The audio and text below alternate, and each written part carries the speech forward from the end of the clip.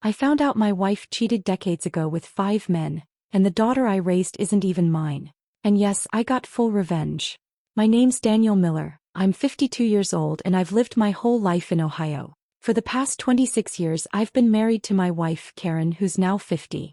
Together we raised one daughter, Emily, who just turned 25. For most of my life, if you'd asked me what I was proudest of, I would have told you it was my family. I believed I had everything a man could ask for. A loyal wife, a happy home, and a daughter who gave my life purpose. I worked long hours, built a stable career, and did everything I could to make sure Karen and Emily never went without vacations, a roof over their heads, college tuition. Every decision I made revolved around them. I thought we were a team, a strong, unshakable unit built on loyalty and sacrifice. But the truth? The truth was buried deep, waiting to explode and burn everything I thought I had. What looked like a picture-perfect marriage was nothing more than a carefully hidden lie. Welcome to Amelia's Stories. Keep listening. These real stories about love, trust, and betrayal will give you true life experiences. If you're new, drop your location in the comments and don't forget to subscribe, like, and share. Because today I'm going to tell you how I discovered the betrayal of a lifetime, and how I made sure my revenge was complete. Looking back, the cracks had always been there, I just never wanted to see them. In the early years of our marriage, there was one night that never left my mind. Karen told me she was staying with a girlfriend after a late work event, but when she came home the next morning, her story didn't add up. She brushed it off with a laugh and I let it slide. Love makes you blind, and I convinced myself I was being paranoid. There were also those college friends of hers. Men I never quite trusted. They'd call at odd hours, or she'd bump into one at the grocery store and act strangely nervous afterward. I never accused her directly. I thought a good husband trusted his wife. So I buried my doubts and focused on being the provider, the dependable one.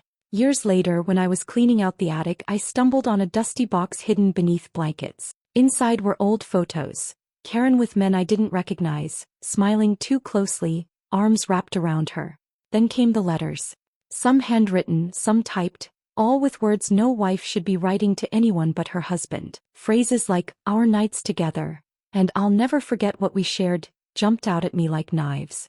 But the line that froze me cold was in one letter. "If she turns out to be yours, you're lucky. If not, well, we'll never know." That was the moment the betrayal started to sink in. Once I read that line in the letter, I couldn't think about anything else. Every time I looked at Emily, my chest tightened. She had Karen's eyes, sure, but nothing of mine. For years I had ignored those thoughts, brushing them aside as cruel self-doubt. But now, I couldn't silence the question. I told Emily I wanted to help her build a complete medical history, since our family had a few health issues she might want to be aware of. She agreed without hesitation, trusting me like she always had. We both submitted our DNA samples and I waited, each day stretching like a lifetime. When the envelope finally came, I opened it in my truck, hands shaking so badly I could barely tear the seal. I scanned the page and the words hit me like a sledgehammer. Probability of paternity, 0%. Emily was not my biological daughter. I sat there in silence, gripping that paper as though it might dissolve in my hands. Memories flooded me. Teaching her to ride a bike, cheering at her school plays, working double shifts to pay for her college. Every sacrifice, every ounce of pride I had carried for 25 years, now twisted into a cruel joke. It wasn't just betrayal, it was theft. Karen had stolen my faith, my years, and the chance to raise a child that was truly mine. And worst of all, she had let me believe a lie every single day of my life. That evening, I sat across from Karen at the kitchen table, the DNA report and letters spread out in front of me like evidence at a trial. She walked in, smiling faintly until her eyes landed on the papers. "What's all this?" she asked, her voice tight. I looked her dead in the eye. "Emily isn't mine, is she?" Her face paled. She shook her head quickly, forcing a laugh. "Daniel, that's ridiculous. Where is this coming from?" I slid the report across to her. She scanned it, her hands trembling, and for a moment she tried to keep the act alive. But when I placed the letters beside it, the last of her defenses crumbled. She covered her face with both hands and sobbed. Through broken words she confessed. The affairs weren't with one man or even two. There had been 5. All during the first few years of our marriage when I thought we were building our future. She admitted she never knew who fathered Emily. Her excuses spilled out fast. Loneliness, immaturity, mistakes she thought were buried with time. "But Daniel," she pleaded, reaching for my hand, "it was so long ago. We built a life after that. We raised Emily together. Don't throw everything away over something that doesn't even matter anymore. I pulled my hand back. The life she spoke of, the one I thought was real, had been built on lies. And now I couldn't unsee the truth.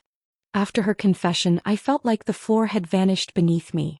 26 years of marriage, every sacrifice, every promise.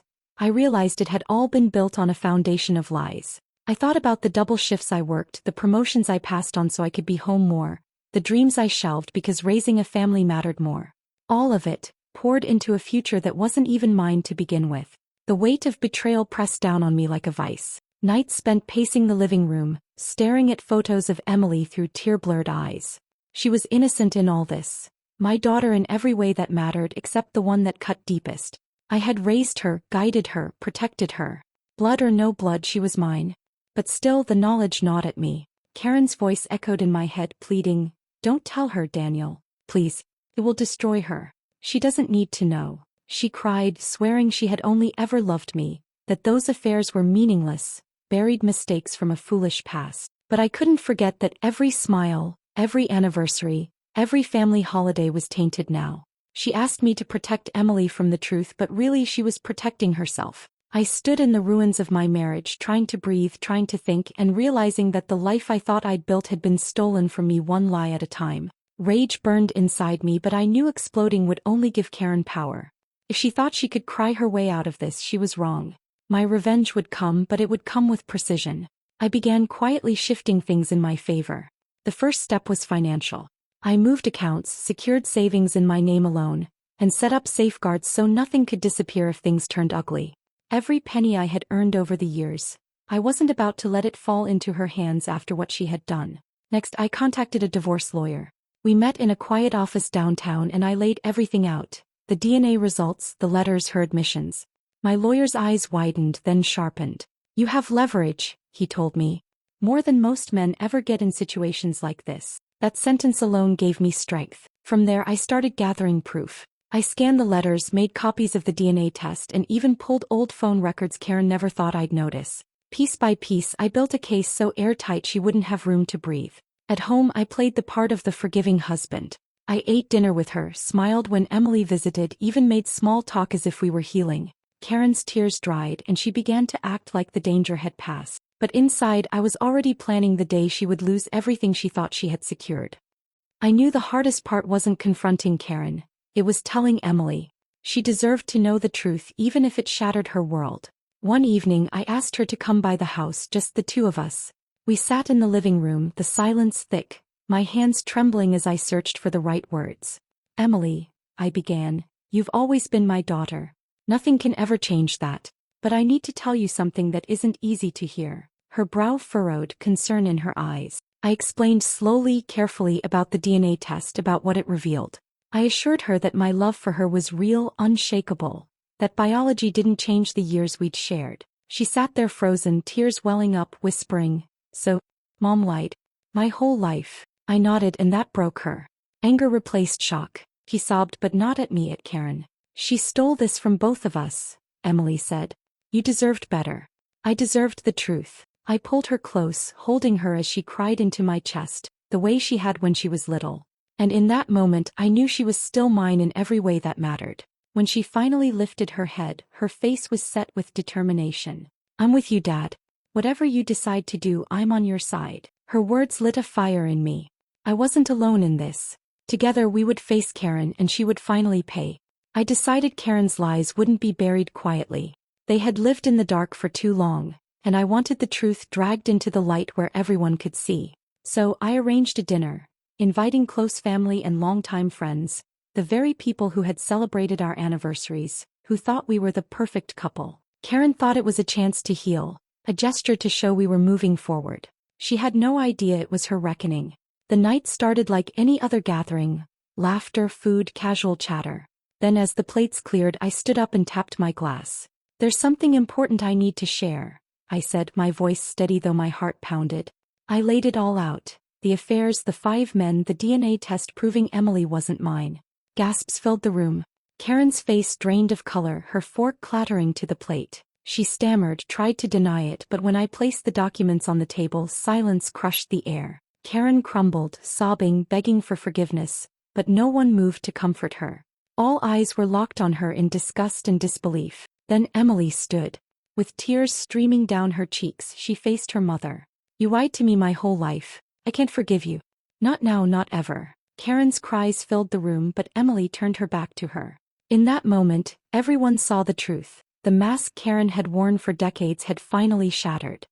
The days after that dinner were filled with silence from Karen and determination from me. I moved quickly, guided by the lawyer I had quietly retained weeks earlier. Every document, every piece of evidence I had collected was now working in my favor.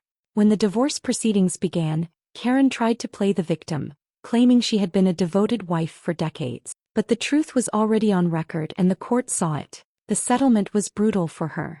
I kept the house, the retirement accounts, and the majority of our savings. My lawyer made sure her infidelity was not brushed aside as ancient history. Karen walked away with scraps, barely enough to start over. 4 years she had lived comfortably off my sacrifices. But now the life she thought was secure slipped through her fingers. Her humiliation deepened when friends and relatives distanced themselves. The image she had crafted of being a loyal wife and mother was gone, replaced by whispers of betrayal and shame. Emily never wavered. She refused her mother's calls, ignored her pleas, and told me she wanted nothing more to do with her. Instead, she stayed by my side, reminding me every day that, blood or no blood, I was her father. As the divorce finalized, I felt no guilt, only clarity. Karen had gambled with our lives decades ago and she lost. My revenge wasn't rage or violence. It was taking back everything she thought she'd stolen and leaving her with nothing.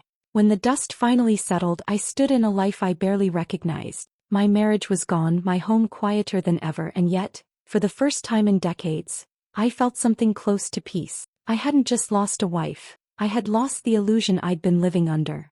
And though it hurt, the truth was better than a lifetime of lies. Emily became my anchor. We talked more openly than we ever had before. She told me she didn't care whose blood ran in her veins. She only cared about who had been there for her every day of her life. "You're my dad," she said with a certainty that cut through all the pain. That bond, stronger now than it had ever been, gave me purpose again. Karen, meanwhile, was left with nothing but her guilt and her bitterness. Friends avoided her, family judged her, and the comfort she once enjoyed was gone. She tried reaching out to Emily, but her calls went unanswered. She was alone, exposed for what she had done, and I knew she'd spend the rest of her life haunted by the choices she made decades ago. As for me, I don't regret a single step I took. My revenge wasn't about cruelty, it was about justice. Karen destroyed our family a long time ago.